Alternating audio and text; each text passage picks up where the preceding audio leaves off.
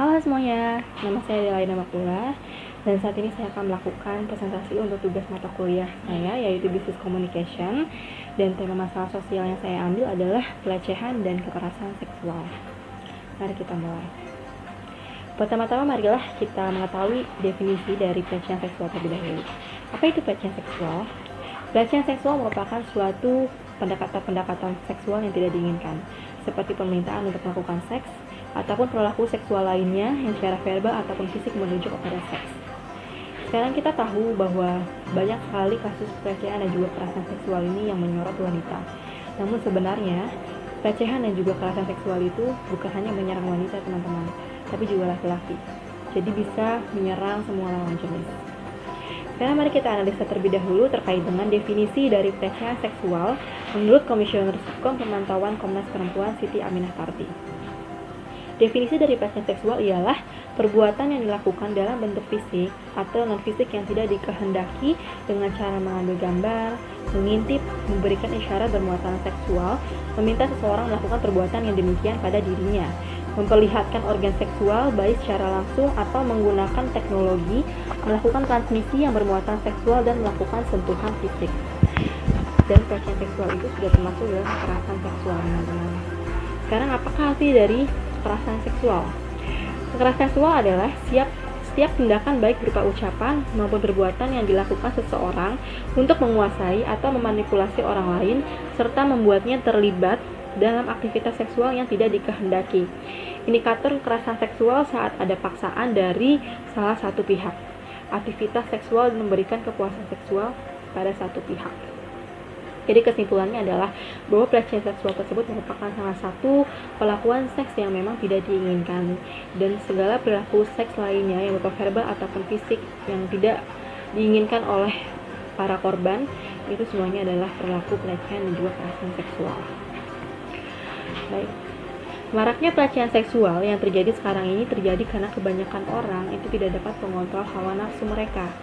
Jadi, mereka mulai menyerang orang lain tanpa ragu hanya untuk memenuhi hawa nafsu mereka dan untuk memenuhi kepuasan mereka semata.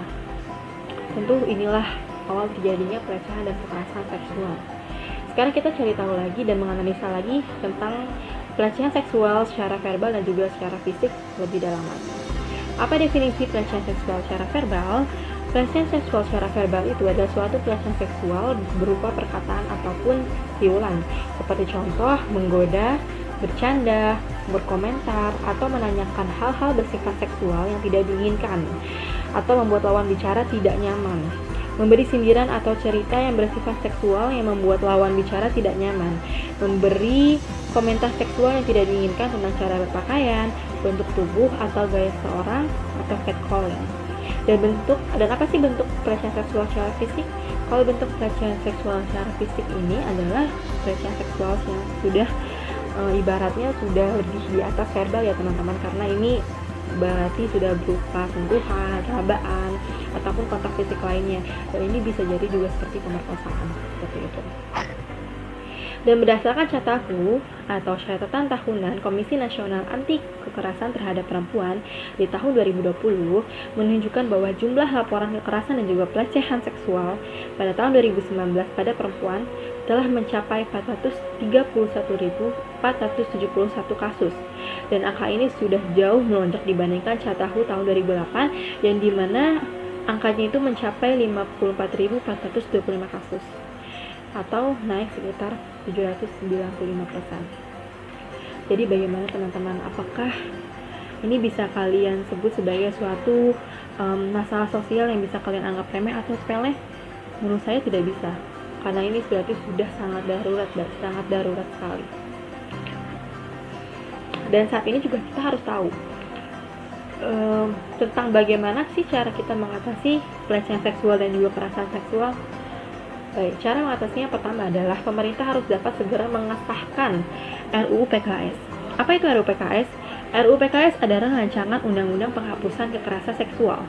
Dengan adanya RUU PKS ini, maka negara dapat melindungi korban dan juga keluarga korban dari diskriminalisasi karena mereka telah melaporkan adanya pelecehan seksual dan kekerasan seksual yang telah menimpa korban. Jadi segala Jadi keluarga korban dan juga korban itu dapat dilindungi oleh negara seperti itu.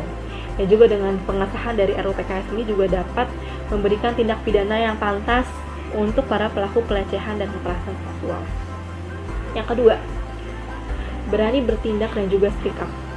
Apabila kita terkena pelecehan seksual dimanapun kita berada, termasuk di public place atau tempat umum, kita harus bisa bertindak. Kita harus bilang bahwa apa yang orang tersebut lakukan salah. Biasanya itu yang paling sering adalah kasus catcalling atau siulan. Mungkin apa yang orang lakukan itu hanya sebuah gurauan, tapi sebenarnya itu adalah suatu pelecehan verbal yang terjadi pada kita, teman-teman. Dan saat itu kita harus bisa menegur mereka. Kita harus bertindak dan bersikap speak up pada mereka bahwa apa yang mereka lakukan itu adalah suatu yang salah. Yang ketiga adalah berhenti melakukan victim blaming. Apa itu victim blaming? Victim blaming itu adalah sebuah istilah menyalahkan korban terhadap kesalahan ataupun bencana yang dialami si korban. Ini banyak sekali terjadi, teman-teman, terutama pada kasus Yuyun, di mana Yuyun ini masih berumur 14 tahun dan kemudian mengalami kasus pemerkosaan oleh 14 orang laki-laki yang sampai membuat Yuyun itu meninggal. Saat itu juga banyak sekali orang-orang yang berkomentar terkait dengan pemerkosaan kasus Yuyun ini. Masih banyak orang berkomentar, mengapa Yuyun pulang sendiri? Mengapa Yuyun pulang di daerah jalan yang rawan? Mengapa dan lain-lainnya. Masih banyak orang di luar sana yang masih menyalahkan korban terkait dengan pelecehan dan kekerasan seksual. Ini adalah suatu hal yang sangat miris sekali dan harus segera diberhentikan. Karena ini akan mengganggu kondisi mental bagi para korban, teman-teman. Seperti itu. Jadi kesimpulannya adalah pelecehan seksual bukanlah suatu hal yang sederhana. Semakin meningkatnya kasus pelecehan dan kekerasan seksual menunjukkan bahwa segalanya sudah tidak lagi aman. Maka untuk itu, marilah kita bisa bersama-sama berani bertindak, speak up untuk bisa memberantas pelecehan dan juga kekerasan seksual. Apakah kita sudah merdeka? Belum, karena merdeka itu berarti bebas dari pelecehan dan kekerasan seksual. Terima kasih.